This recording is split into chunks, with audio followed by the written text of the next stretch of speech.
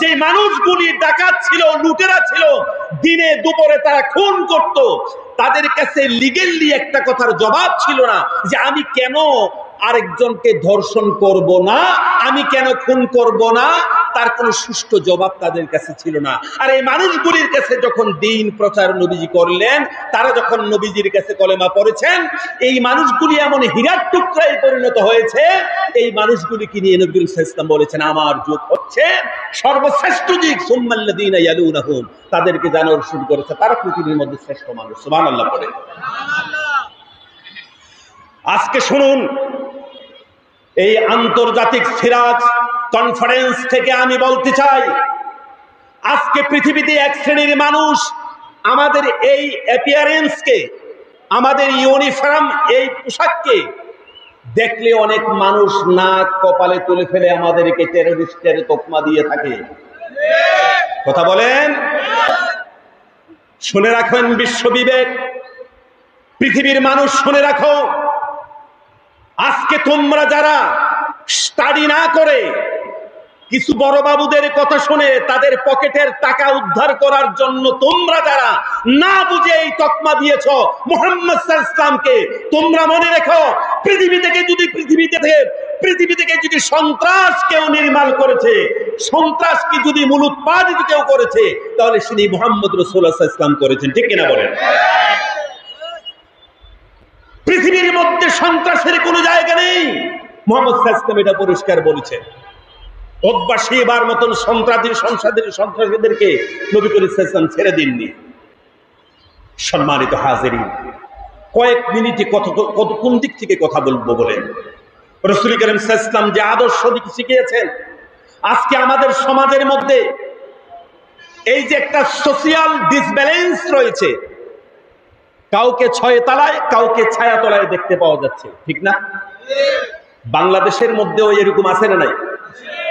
কেউ গাছতলাতে, আবার কেউ 5 তলাতে, আছে না নাই? আল্লাহ পাকের জাতের কসম, আপনারা শুনুন, এখানে এই পিছনে সামনে অনেক মুহাদ্দিসিনরা রয়েছেন, যাদের কাছ থেকে পড়াশোনা করলে মানুষ আলেম, তাদের টাইটেল মাওলানা লিখেন, এরকম অসংখ্য মুহাক্কিকিন উলামায়ে কেরামগণ রয়েছে, তাদের থেকে শুনুন।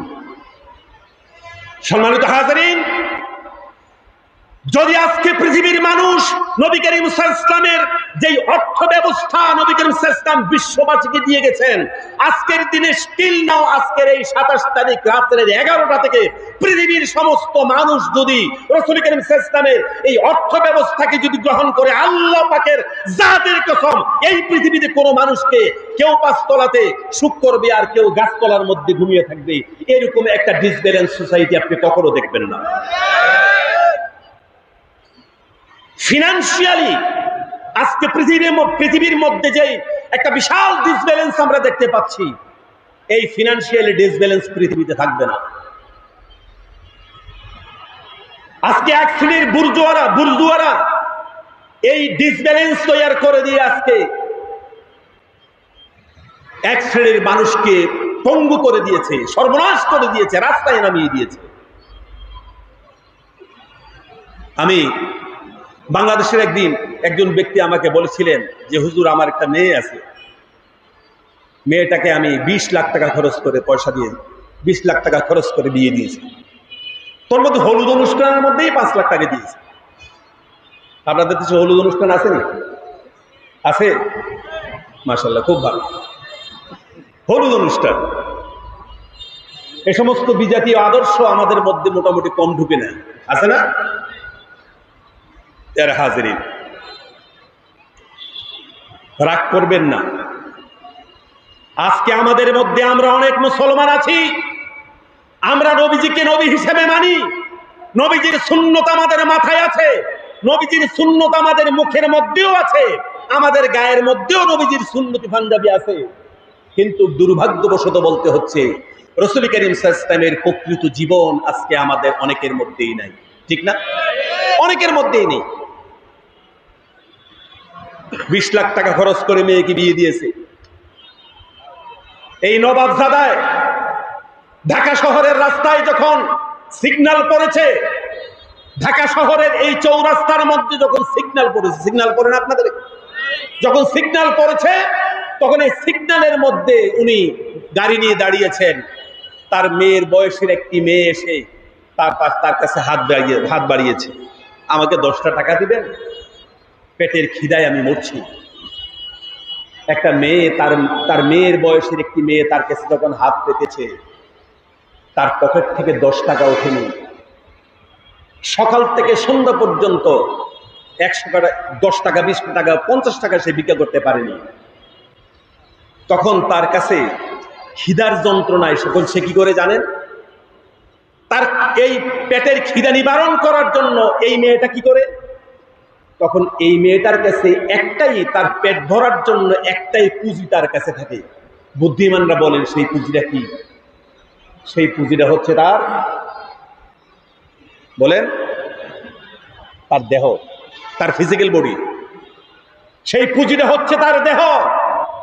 তখন তার কাছে পেটের খিদার যন্ত্রণায় তার কাছে তখন ইজ্জতের চাইতে রুটির দাম বেশি হয়ে যায়, যার ফলে তার ইজ্জতকে জলাঞ্জলি দিয়ে তার পেট ভরার জন্য 2টা রুটির জন্য তখন তার ইজ্জতকে সে নিলাম করে দেয়। ঠিক কিনা বলেন?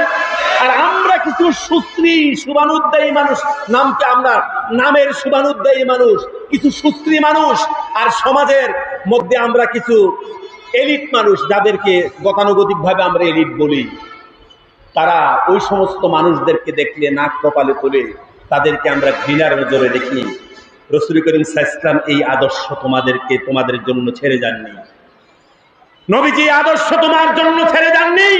নবী করিম সাল্লাল্লাহু আলাইহি ওয়াসাল্লামের সামনে হাসরের ময়দানে জবাব দিতে গিয়ে আমি বলবো, ওই সমস্ত মা বাবা তোমরা যারা তোমার মেয়ের বিয়েকে 20 লাখ টাকা খরচ করে বিয়ে দিয়েছো, আর তোমার বাড়ির পাশের একটি রহিমা নামক মেয়ে পেটের খিদার যন্ত্রণা সহ্য না করতে পেরে যে ব্যক্তি তার ইজ্জত আপনার রুটির জন্য ইজ্জত বিক্রি করে দিয়েছে, হাসরের ময়দানে জবাবটা তোমাকেও দিতে হবে, আল্লাহ ছেড়ে দিবে না। فمن يعمل مثقال ذرة خيرا يره ومن يعمل مثقال ذرة شرا يره। মনে রাখিও সম্মানিত হাজিরিন, কথা সংক্ষিপ্ত করে দিচ্ছি।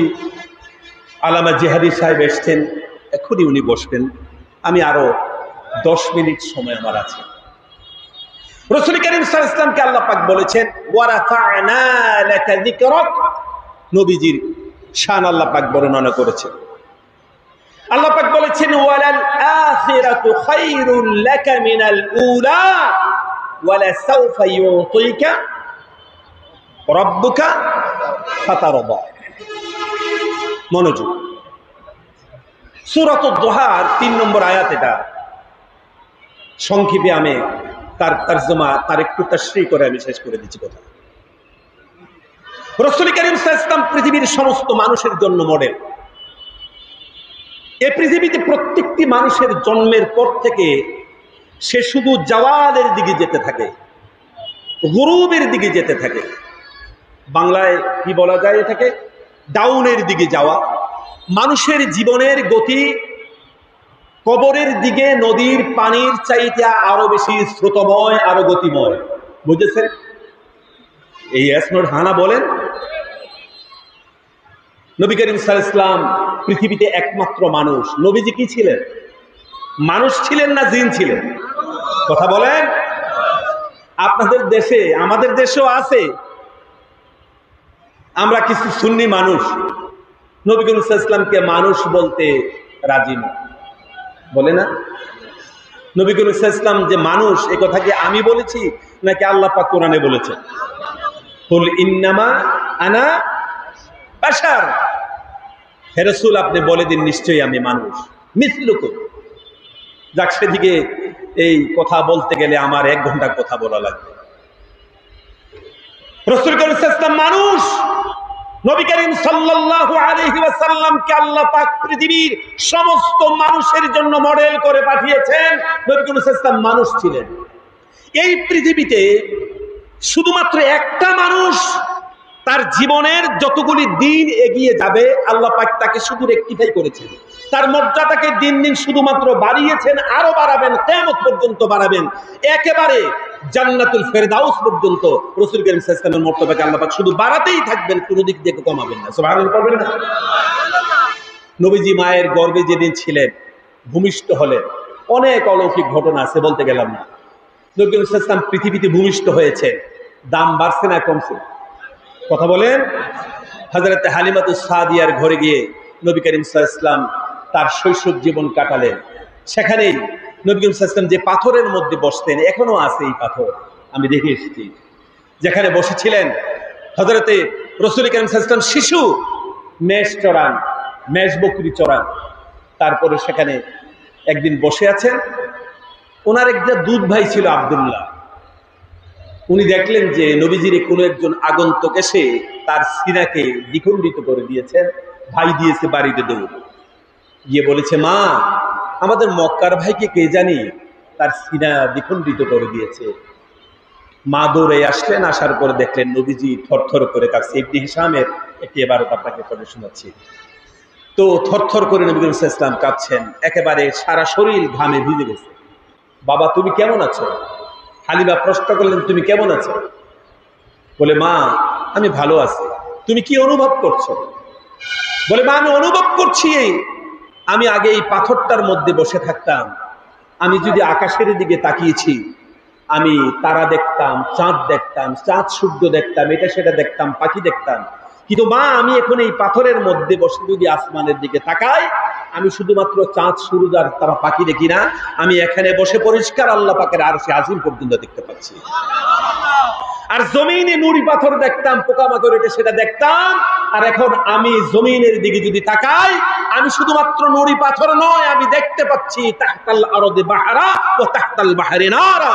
আমি দেখতে পাচ্ছি এই মাটির নিচে পানির সমুদ্র রয়েছে, আর পানির সমুদ্রের নিচে আমি আগুনের সমুদ্র দেখতে পাচ্ছি। সুবহানাল্লাহ পড়ে। নবী করিম সাল্লাল্লাহু আলাইহি ওয়াসাল্লাম ১৫০০ বছর আগে কথা বলেছেন, আজকে বিজ্ঞানীরা একটা সত্যায়িত করেছে। সুবহানাল্লাহ বলবেন না? মর্যাদা আল্লাহ পাক বাড়িয়ে দিলেন। শেষ পর্যন্ত নবী করিম সাল্লাল্লাহু আলাইহি ওয়াসাল্লাম মক্কায় ফিরে আসলেন। ১৭ বছর বয়সে হিলফুল ফুজুল নামক সংগঠন করেছেন। নবী করিম সাল্লাল্লাহু আলাইহি ওয়াসাল্লামের নবুয়তের পূর্বে 23 বছর, নবুয়তের পরের 23 বছর, কত বছর হয়েছে? ৪৬ বছর। নবুয়তের পূর্বের 23 বছর হিলফুল ফুজুল সংগঠন তৈরি করে মক্কার মধ্যে একটি সুন্দর সমাজ তৈরি করলেন। উনি সুন্দর একটি সমাজ তৈরি করলেন। মক্কার সমস্ত মানুষ নবী করিম সাল্লাল্লাহু আলাইহি ওয়াসাল্লামকে একটা শব্দে জানতেন, সেটা কি? জোরে বলেন, আল আমিন, বিশ্বাসী। নবী করিম সাল্লাল্লাহু আলাইহি ওয়াসাল্লাম যেদিন মক্কায় রওনা দিলেন, নবী করিম সাল্লাল্লাহু আলাইহি ওয়াসাল্লাম যেদিন মক্কায় রওনা দিলেন, আলীকে নিজের বিছানাতে শুয়ে রাখলেন আর বলছেন, কিছু মানুষের আমানতদার, উনি আমানতদার ছিলেন, তো ওনার কাছে গচ্ছিত কিছু টাকা দিয়ে বলছেন, কাল সকালে তুমি মানুষের মধ্যে তাকে এইভাবে মানুষের টাকাগুলি মানুষকে ফিরিয়ে দিও। হযরত আলী বলছিলেন যে আমার জীবনে যে রাত্রে আমি সবচাইতে বেশি নিশ্চিন্তে ঘুমিয়েছি সেটা হলো সেই রাত্র যে রাত্র নবীজি আমাকে বিছানার মধ্যে শোয়াই দিয়েছে। এখন বলেন তো, সকালবেলা উঠে যে মানুষটাকে নবী মুহাম্মদ সাল্লাল্লাহু আলাইহি ওয়াসাল্লাম মনে করে কেটে ফেলবেন, এই মানুষটা রাতের মধ্যে বিছানায় ঘুম হওয়ার কথা নেই? কথা বলেন, কিন্তু সারা রাত্র তো ঘুম হওয়ার কথা না। কিন্তু হযরত আলী বলছেন, ওই রাত্রে আমি সবচেয়ে বেশি নিশ্চিন্তে ঘুমিয়েছি। কেন ঘুমিয়েছি? কারণ নবী করিম সাল্লাল্লাহু আলাইহি ওয়াসাল্লাম আমার হাতের মধ্যে মানুষের গচ্ছিত কিছু টাকা দিয়ে বলেছেন, সকালবেলা তাদের মধ্যে তুমি টাকাগুলি এইভাবে পৌঁছে দিও। আমি আলী মনে করেছি আলী যে কোনো রাত্রে যে কোনো সময়ে মরতে পারে, কিন্তু নবীজি যখন এই থায়লা আমার হাতে দিয়েছেন, মানুষের এই প্রাপ্য টাকাগুলি যখন আমার কাছে দিয়েছেন, আমি অন্তত এই জায়গায় কনফার্ম হয়েছি আজকের রাত্রে আজরাইল আমাকে অন্তত ধরবে না। সুবহানাল্লাহ, আজকে আমি অন্তত মরবো না।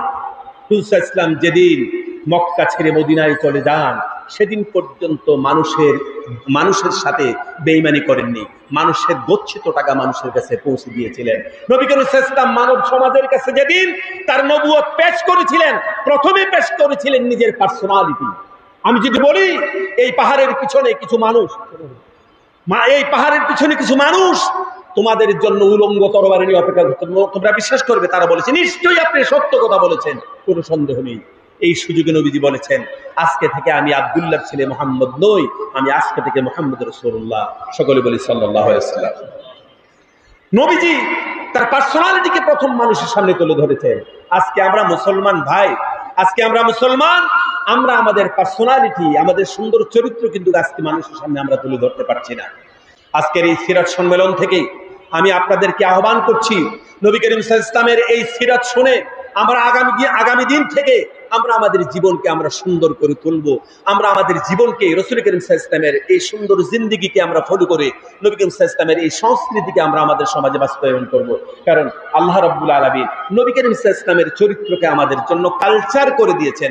লাকাদ কানা লাকুম ফি রাসূলিল্লাহি উসওয়াতুন হাসানাহ। আল্লাহ পাক আমাদের একটা কালচার দিয়েছেন আমাদের জন্য, যে কালচারটা আল্লাহ পাক আসমান থেকে আমাদের জন্য দিয়েছেন, সেই কালচার হচ্ছে উসওয়ায়ে হাসানা মুহাম্মদ সাল্লাল্লাহু আলাইহি ওয়াসাল্লামের জিন্দেগি। সুবহানাল্লাহ পড়ে। সেজন্য সম্মানিত হাজিরিন, আল্লাহ রাব্বুল ইজ্জত ওয়াল জালাল পৃথিবীর সমস্ত মানুষকে আল্লাহর তরফ থেকে সমস্ত নিয়ামতকে সুসম্পন্ন করেছেন কোরআনের মাধ্যমে, এবং কোরআনের মাধ্যমে সুসম্পন্ন করেছেন, আর সুসম্পন্ন করেছেন নবীজির মাধ্যমে। এই জন্য কোরআনুল কারীমে যে আয়াতটি আল্লাহ পাক বলেছেন, আর পৃথিবীর কোন নবীদেরকে আল্লাহ পাক বলেন নাই, সেটা হচ্ছে আল ইয়াউমা আকমালতু লাকুম দীনাকুম ওয়া আতমামতু আলাইকুম নি'মাতি ওয়া রাদিতু লাকুমুল ইসলাম দীনা। আল ইয়াউমা আকমালতু লাকুম, আজকের দিনে আমি দ্বীনকে সুসম্পূর্ণ করেছি তোমাদের উপরে। আমি আল্লাহর তরফ থেকে, আল্লাহ পাক বলছেন যে আমি সমস্ত নিয়ামতকে আমি সুসম্পূর্ণ করেছি। সেজন্য মানুষের জন্য সবচেয়ে বড় নিয়ামত হচ্ছে দ্বীন। এই দ্বীনকে আমরা আঁকড়ে ধরি, রাসূলের আদর্শকে আমরা প্রত্যেকটি মানুষের মধ্যে, ব্যক্তির জীবনে, পারিবারিক জীবনে, প্রত্যেকটি ক্ষেত্রে আমরা রাসূলের আদর্শকে আমরা সকলে আমরা মানি, রাসূলের আদর্শকে বাস্তবায়ন করি। আল্লাহ যেন তৌফিক এনায়েত করে, বলি আমিন। প্রিয় হাজিরিন, একটা শেষ কথা সবাই বাড়িতে নিয়ে যাবেন। 10 সেকেন্ড একটা কথা বলছি। আপনি কি জানেন এই পৃথিবীর মধ্যে বড় সম্পদের নাম কি? এই পৃথিবীতে সবচেয়ে বড় সম্পদ দেশের হীরার খনি নয়, কিন্তু দেশের স্বর্ণের খনি দেশের বড় সম্পদ নয়। এ দেশের সবচেয়ে বড় সম্পদ দেশের ভালো মানুষ, দেশের সৎ মানুষ হচ্ছে দেশের সবচেয়ে বড় সম্পদ। ঠিক না বলেন? জোরে বলেন। দেশের সবচেয়ে বড় সম্পদের নাম হচ্ছে দেশের সৎ মানুষ। নবী করিম সাল্লাল্লাহু আলাইহি ওয়াসাল্লাম পৃথিবীর মানুষকে সৎ হওয়ার কথা বলেছেন। পৃথিবীর প্রত্যেকটি মানুষ যেন সৎ হয়ে যায়, কখনো যেন মানুষ জালিম না হয়। নবীজির শেষ কথা এটাই ছিল, আস-সালাত ওয়া মা মালাকাত আইমানুকুম, নামাজ পড়ো আর অধীনস্থ মানুষের সাথে সৎ ব্যবহার করো না। সেজন্য আসুন, আমরা দেশকে যদি সমৃদ্ধ করতে চাই, আমরা সকলে ভালো মানুষ হয়ে যাওয়া লাগবে। আমাদের নেক্সট জেনারেশনকে আমরা ভালো মানুষ করা লাগবে। আল্লাহ পাক আমাদের কবুল করুন। আমি অগোছানো কিছু কথা বললাম, বলতে শুরু করার আগেই সময় শেষ হয়ে গিয়েছে। সেজন্য আপনারা যেন রাগ করবেন না, আমার জন্য দোয়া করবেন, আপনাদের জন্য দোয়া করি। আসসালামু আলাইকুম ওয়া রাহমাতুল্লাহ। আলহামদুলিল্লাহ।